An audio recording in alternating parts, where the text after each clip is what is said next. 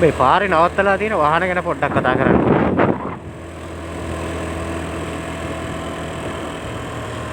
මේ ලංකාවේ මිනිස්සු කොච්චර අමනුෂ්‍යද කියලා හිතන වෙලාවක. විශේෂයෙන් මේ සිංහල මිනිස්සු බලන්න දැන් පාරක් ගත්තම කිලෝමීටර් 5ක් වගේ ඇතුළත වාහන කීයක් පාරේ අයිනේ නවත්තලා තියෙනවා මේ සුදු ඉර ඇතුළට.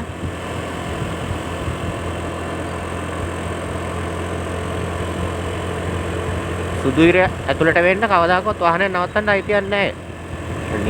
නීතිය කෙලින්ම මේ කිසිම සමාවක් නැහැ ඒකට නම්.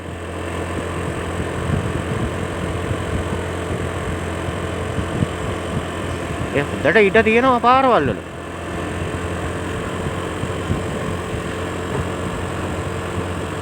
ඒ සුදු ඉරෙන් ඇතුළට වෙන්න තමයි වාහනේ තමන්ගේ වාහනේ පාක් කරලා යන්නේ. නවත්තලා යන්නේ.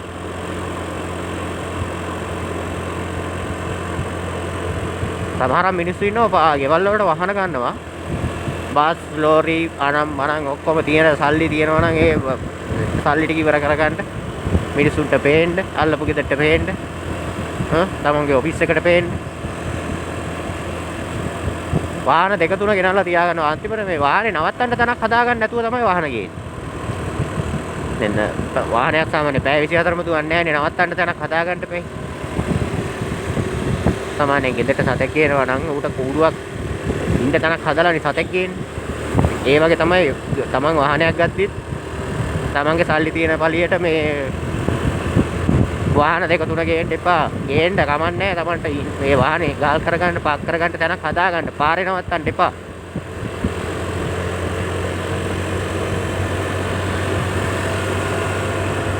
මේක මේ පාරක් කියන්නේ වාහන 10 ගණක් දවසකට යන මාරු වෙන තැන. ඒක නවත්තලා ගියාම එන එක ඊළඟට රැයකටවත් එන එක දවල්ට එන එක වාහනයක් ඕල්ටෙක් කරනකොට දැරි ගහලා නැති වෙලා යනවනේ. ඒක පොඩ්ඩක් හිතන්න ඕනේ. ඩ්‍රයිවර් කෙනෙක් නේද?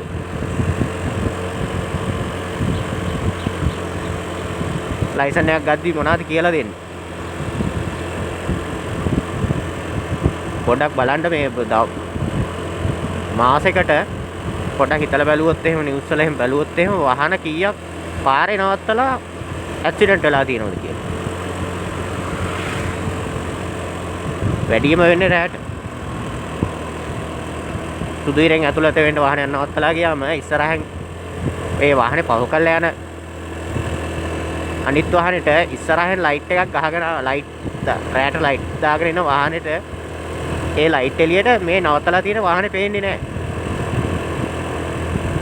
එහෙමනම් අර රිෆ්ලෙක්ටිව් කියලා මේ ලයින් එකක් තියෙනවා, ස්ටිකර් එකක් තියෙනවා. ඒක හරි ගහන්න ඕනේ වාහනේ පිටිපස්සේ හොඳට පේන්න. ඒකත් වාහනේ ආබාධයට ලක් වෙලා තියෙනවා නම් විතරයි එහෙම නවත්තන්න පුළුවන්. ඒ ස්ටිකර් එක ගැහුවොත් එහෙම ඒකෙන් තමන්ගේ වාහනේ පදින ලයිට් එකෙන් ඒ ස්ටිකර් එක දිලිසෙනවා. එතකොට පේනවා පාරේ ඉස්සරහෙන් වාහනයක් ආවත් ලයිට් එළියක් ගහගෙන ආවත් වාහනයක් තියෙනවා කියලා එතන. අර මාර්ග සංඥා බෝඩ් වල ගහලා තියෙන්නේ අනේ ස්ටිකර් එක. ලයිට් එළියක් වැච්ච ගමන් පේනවා මොකද්ද මේ සලකුණ කියලා.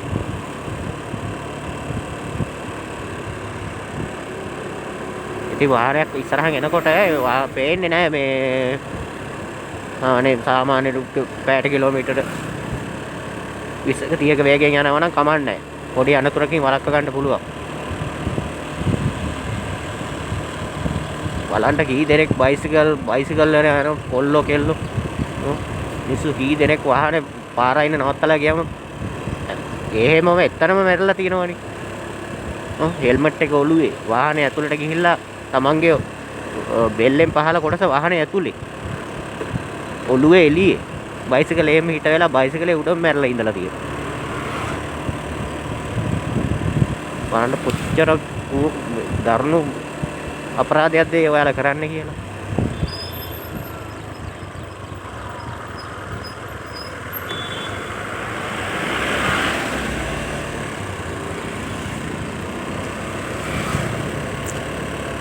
ඒක නිසා ඒක ගැන පොඩ්ඩක් හිතන්න. Tamanට සල්ලි තියෙන පළියට වාහන ගෙනල්ලා පාරේ නවත්තන්න නම් එපා. පොලිසියට නීතියටත් බෑ හැම වෙලේම ඔයාලට මේවා කිය ඉන්න. නීතිය අපි දන්නවා මම දන්නවා පොලිසියනුත් නිතරම කියනවා පාරේ වාහන නවත්තන්න එපා කියලා. ඒ කිව්වත් නවත්තන්නේ පාරේම.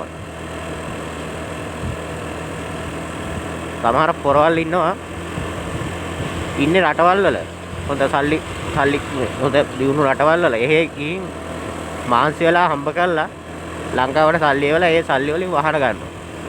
මෙහෙ ඉන්න මොකෙකුට හරි ඒවා බාර දීලා ඒ වාහන ඔක්කොම පාරේ තමයි නවත්තලා තියෙන්නේ. රැට දවල්ට හම්බ කරනවා රැට පාරේ නවත්තනවා. Tamanට ඉන්න තැනක් වාහනේ නවත්තන්න තැනක් ඉස්සලා හදාගන්න. වාහන කීයක් ගත්තත් ප්‍රශ්නයක් නැහැ. ඉරිසියාවක් නෙවෙයි. වැදගත් විදිහට තමන්ගේ සේවාව මොකක් හරි දෙනවා නම් සේවාවක් දෙනවා නම් වාහනයක් ගන්නවා ඒක වැදගත් විදිහට කරන්න.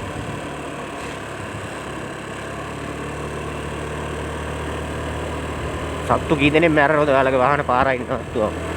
ඒ වාස්සේ ගිහිල්ලා අර සත්තු ටික ඔක්කොම ඉන්නේ බල්ලෝ පූසෝ ගෙවල් වල අහල පහල ඉන්නවා. ඔය වාහනේ ඕල්ටෙක් කරනකොට නවත්තලා තියෙන වාහනේ ඕල්ටෙක් කරනකොට අර සත්තු එළියට පැන්න ගමන් උන් යට වෙලා මැරෙනවා. මාගේ ඇස් දෙකට දැකලා තියෙනවා. පොඩි බලු පැට් පිට.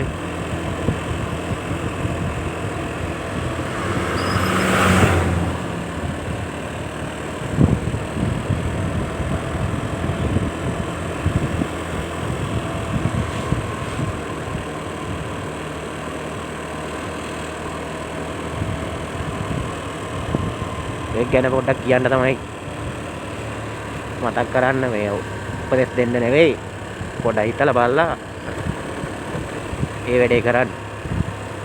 වාහනේ කැඩලා නම් මොකක් හරි සංඥාවක් තියන්න වාහනේට මීටර 10ක්වත් දුරින් අඩුම ගානේ තියන්න. අත්තක් හරි කඩලා දාන්න නැත්නම් අර කෝන් එකක් තියෙනවා ඒක හරි තියන්න. බර වාහනේ යන අනිවාර්යෙන් ඒවා තියෙන්න ඕනි. සෑහළු වාහන වලට නම් ඒවා නැහැ.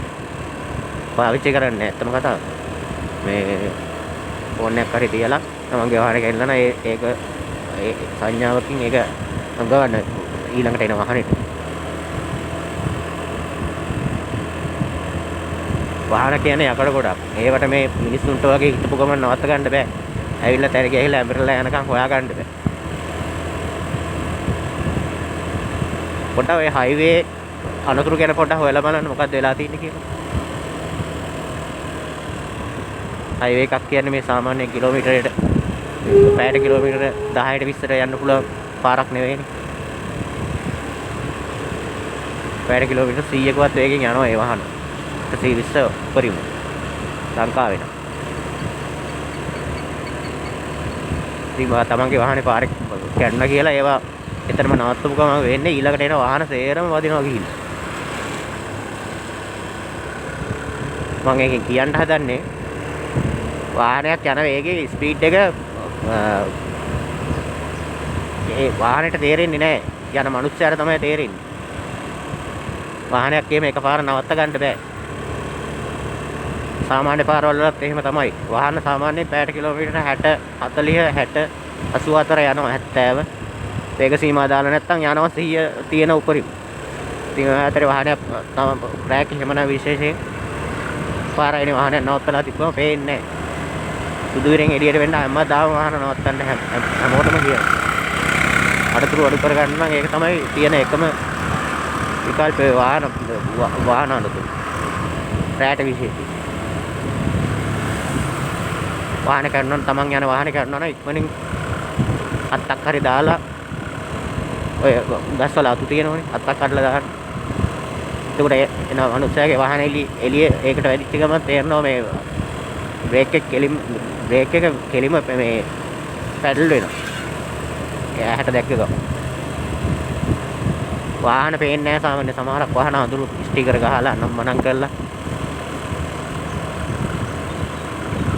අඳුරු කරලා තියෙනකොට රැට ලයිට් එකක් වැදුනත් පේන්නේ නැහැ. ඒක නිසා අතු කැලක් හරි දාලා ෆෝන් එකක් හරි තියලා තමන්ගේ වාහනේ කැඩලා හරි අවත්තලා තියෙනවා හරි මොකක් හරි සංඥාවක් දෙන්න.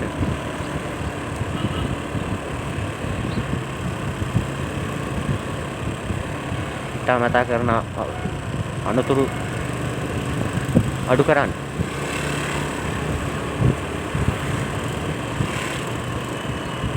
ලයිසන් එකක් අරගෙන වැදගත් විදියට පාර යන මහත්තයෙක් වෙන්න. වාහනයක් පදින මහත්තයෙක් වෙන්න. වාහනයක් නවත්තන මහත්තයෙක් වෙන්න.